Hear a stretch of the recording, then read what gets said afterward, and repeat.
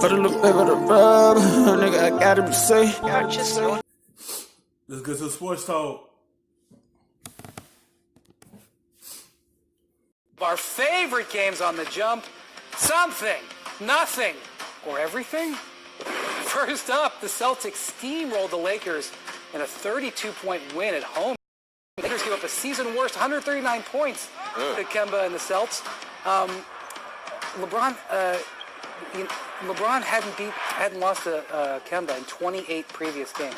Fizz, that 32-point win over the Lakers, something, nothing, or everything? Something for the Celtics, because I think, one, for Kemba to get over that hurdle. He didn't want to hear that stat too much. No kidding. But the Celtics hadn't been playing great recently. They're like 4-6 in their last 10, and they needed a big win to get them back to thinking about themselves as contenders. And that was the kind of win that can get them right back in their groove of playing like the team that they're capable of playing like. This is something. I mean, you beat the number one team in the Western Conference, number 2 team overall, and you got 2 All-NBA first-team guys on this team, AD and LeBron. This is a very quality win for this team that can hopefully catapult them into, a string of... They needed this win to get their confidence back, because they had a little skid going on for the past days of losing games, and they needed this win. It was a big win because that's the number one team in the Western Conference right now. So they needed this to get back on track.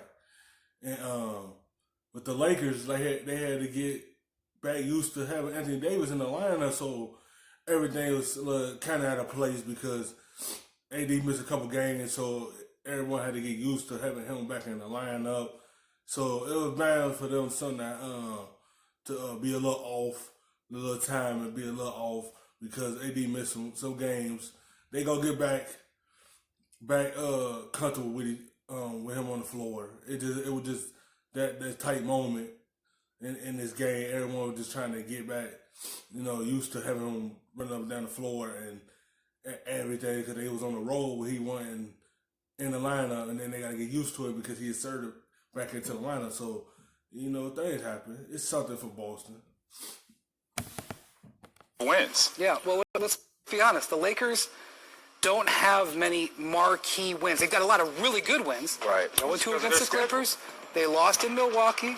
They lost in Boston. Now, look, they're 18-4 on the road. I mean, you don't 18-4 on the road unless you're good. I don't care who you playing. But, it is something to point out that the Lakers, and it was a comeback game for Anthony Davis last night. Yeah. Next up, the Jazz have won 17 of their last 19 games. Wow. They cruised past the Pacers last night. Now, that was a good win, led by Rudy Gobert and Donovan Mitchell. Yeah. But of those 17 victories, only 2 have come against teams with winning records, including last night. Tracy, is this 17 out of 19 something, nothing, or everything? Oh, this is something. I mean, I know we talk about them not having wins against worthy opponents, but it's hard enough to win one game in this league. Yes, so 17 out of 19 and playing a quality opponent like the Pacers, who I thought was playing pretty good back. It don't matter who you play. As long as you're going out there to win them games, it don't matter if not against quality opponents, as long as you putting W's on the board.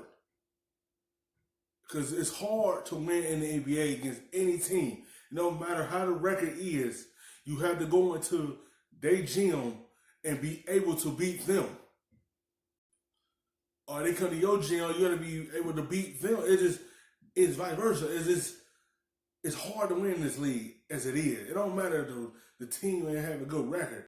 You still got to go in there and play hard because they are NBA players as well on that side. Basketball, they were 6-4 over their last 10 games. This is a pretty good win for them, so this is something. You got to play the teams that's on your schedule. And I think the Jazz, honestly, is one of the deepest teams in the league. Mike Conley right now coming back from Another injury. good game yesterday for Conley. Really good game coming off the bench for him, and I think as they keep building him up, and the same thing with him from an injury standpoint, if they have him ready to go for the playoffs with the other additions of Bogdanovich, Clarkson. Yeah, they just trying to get him inserted back playing, make sure he's fully healthy before they put him back in the lineup. They just trying to find a way to get him comfortable in this offense.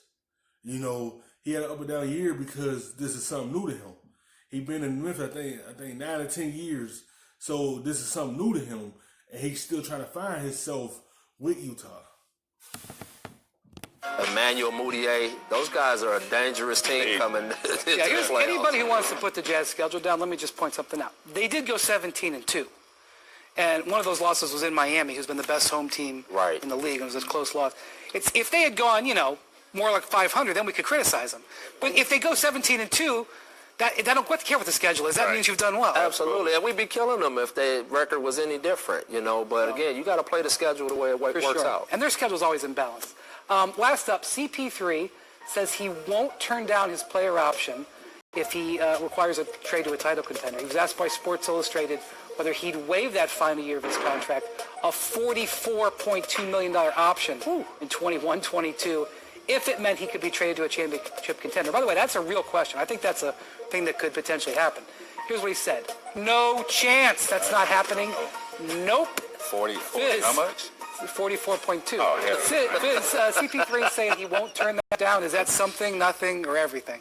I think it's everything. I think, obviously. It is everything. Because you got to understand, no NBA player is going to turn that down. No, that amount of money, he's not going to turn it down. That's money for him. When he's done playing, that could go in his bank account and help him once he out of the league and he use that towards something that he's doing off the floor. No NBA player going to turn that down. That's too much money to turn down and leave on the. And y'all know Chris Paul wasn't going to turn that down. He said, no chance I would not turn it down. That's why it's going to be hard to, be able to get him. You got to willing to bring him in that contract with him.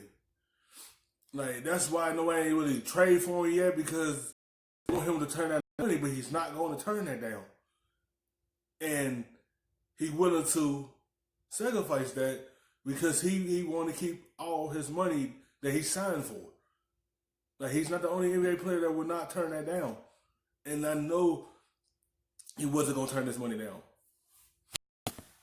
The money is great. But if you watch him play with this team and how he's leading these young guys, he looks as happy as he's looked playing basketball in a long time. And it's really been fun for me to watch him. Last night, what did he have, 27 in the first half against Houston? I mean, he was balling. And those guys really respect him. He's got two young point guards learning from underneath him with Schroeder and Alexander. And Chris Paul, you could tell he feel comfortable.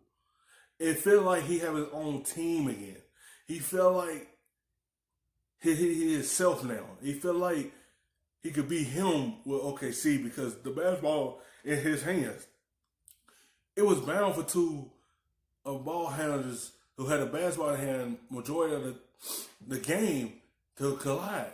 James Harden and him want to go work out because he need a basketball in his hand just like James Harden.